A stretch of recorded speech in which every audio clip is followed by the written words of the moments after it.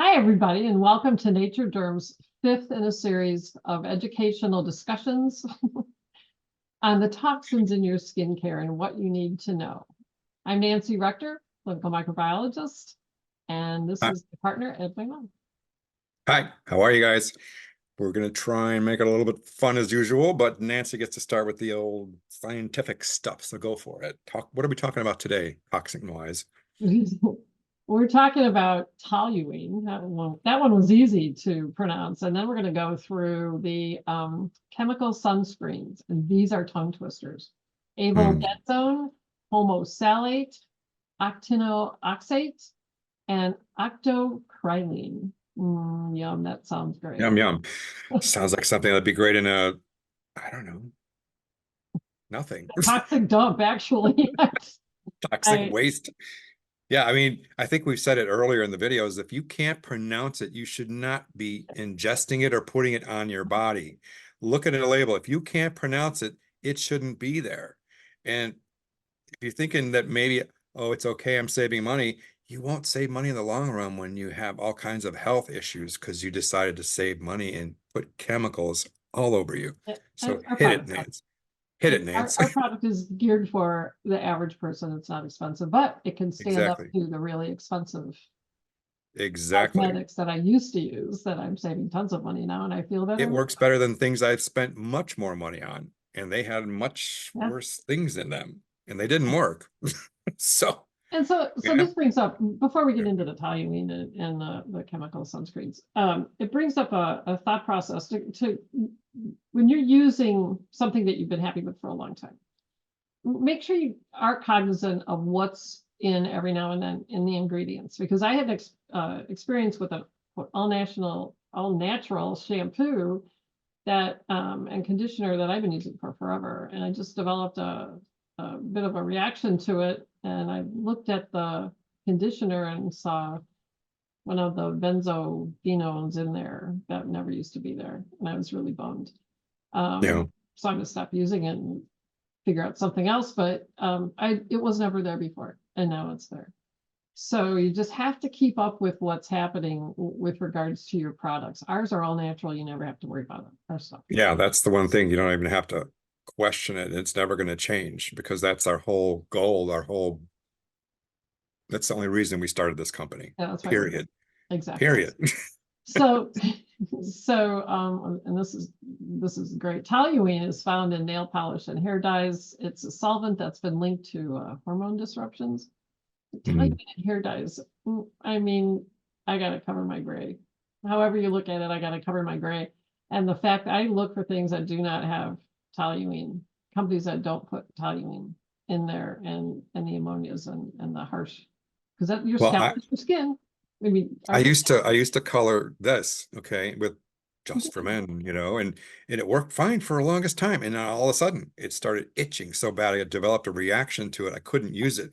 So now I have this. I mean, the natural ones don't seem to work very well. They turn it green. I'm like, oh well, why fight it, men look with gray hair look It's a little different. We don't, women look old, so I'm not going there, but I'm going to figure out. I'm just saying. Yeah. I wish there was something. I would definitely make it not gray, but haven't found anything. Maybe we'll have to figure that out. So put that on the list.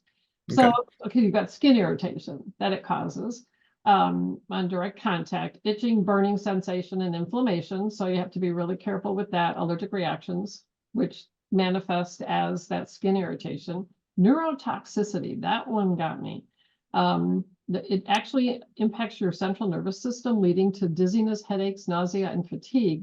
And prolonged or high-level exposure to the vapors may result in even more severe neurological effects. It's kind of creepy. When women go to salons, and men do too now. And the smell, I can't stand the smell walking in there. Wow, it can be awful. I haven't been to the salon in a long time. Developmental and reproductive toxicity, again, birth defects. And I'll have the peer review papers that have all the links to those papers in the comments on YouTube. Liver and kidney damage. They're saying now that prolonged exposure has been associated with liver and kidney damage. Toluene metabolites can accumulate in the organs, leading to inflammation, oxidative stress, and impaired function over time. Yikes. Carcinogenicity. Ooh, here we go. Cancer causing. It's this is interesting. It in itself is not considered a carcinogen, but it can undergo metabolic conversion in the body to form toxic intermediates that may contribute to the development of cancer. Ugh. That's enough for me. Yeah. So Honey. you need to be careful Honey. with the talk. No, not you. Honey. Honey is what we're going to talk about. You're not talking about me. It's the good I'm ingredient. talking to HR, Honey man. is honey. Oh wait, I am. Honey is in one of our is in our product, in Curative.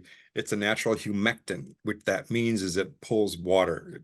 It keeps your skin moist, okay? Retain moisture, which keeps you from getting wrinkles, which means you don't have to use other means to do that, which we'll be talking about in next video. Teaser alert. It's antibacterial, antioxidant, healing. Honey has wound healing properties. I did not know that. Gentle exfoliation. Huh. Soothing, we know that. Balancing, it balances skin pH. Again, I never knew anything that skin pH. I didn't know that skin needs to be acid on the acid scale. Otherwise, it's not healthy. That's when it gets dry and crusty and you have problems. You have to keep it around 4.5 to 5 pH. And that's which why our product that's why people use toners after they exactly to lower their face, to lower you don't have to because the alkaline soaps they're using raise it up and then they got to lower it back down. Right. You don't need to do that with ours. So softening, soften and smooth the skin's texture and makes it radiant. It's good for sensitive skin and it's a natural cleanser. How does it? Stripping away natural oils. Huh.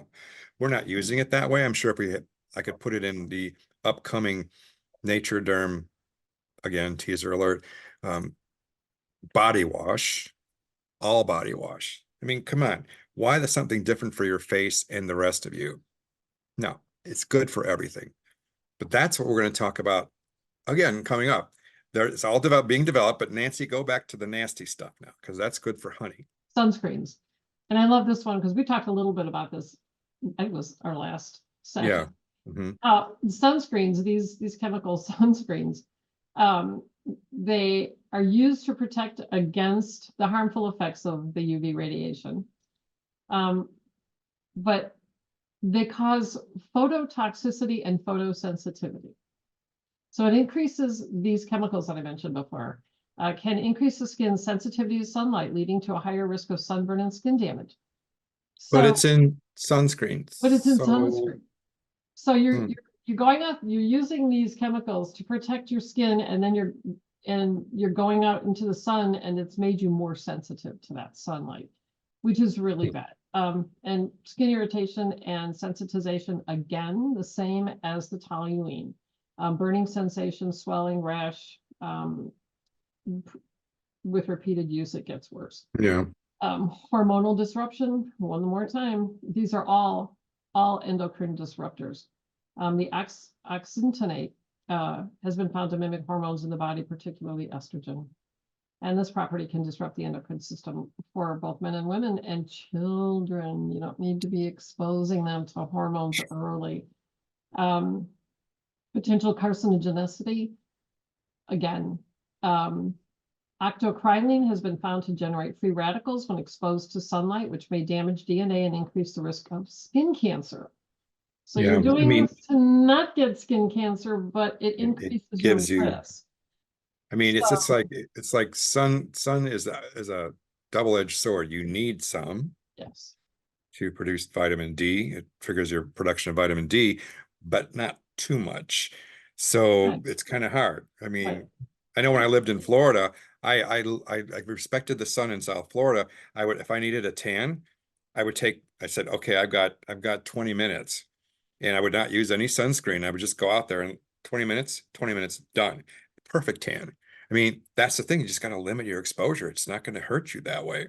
Well, one of the things that, and I don't have it in my list, but it inhibits your body from absorbing vitamin D. Yeah. And that's the other thing. You want to get outside. You want to get your vitamin D as naturally as possible. I mean, look, I got Indiana a supplement on the eclipse day on Monday. This is just 15 minutes in March. Okay. Oh, April. I'm sorry. So next on the good is bisabolol, which is comfrey, right? I think it's comfrey. Yeah. Comfrey, you've heard of Comfrey tea. It's relaxing, it's soothing. But bisabolol also is anti-aging and moisturizing, big time.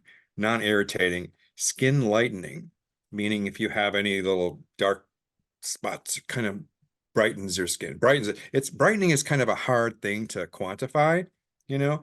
I mean, but maybe if you could think of it as if you look in the mirror and go, oh, I look kind of gray and pale or something, it just kind of brightens it up, gets it a little more warm. Okay. Enhanced penetration.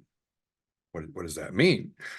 It helps the efficacy of other products get in. Okay, so it's kind of like come on, guys, we're getting into the dermis. Come on, here's the dermis in little dermis cave. Leading the So charge. antimicrobial, love that. I mean, so again, we keep finding these good products. We keep putting it in, and most of them, if you notice, have the same typical properties.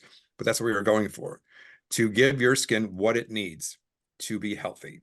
Yeah, and I want to mention that, the sunscreens, aloe is a natural sunscreen. So we mentioned that last time. And again, the environmental impact of all of these, because you're putting it on your skin and you're washing it off, or you're going out into lakes and the ocean and the avocado oil is also a natural sunscreen. I didn't know that. I just found that out. Avocado oil. Yeah. Wow. Pretty cool. That's it for me. Me too. You guys have a great weekend, and we'll see you next week. Don't forget to subscribe. And like and subscribe.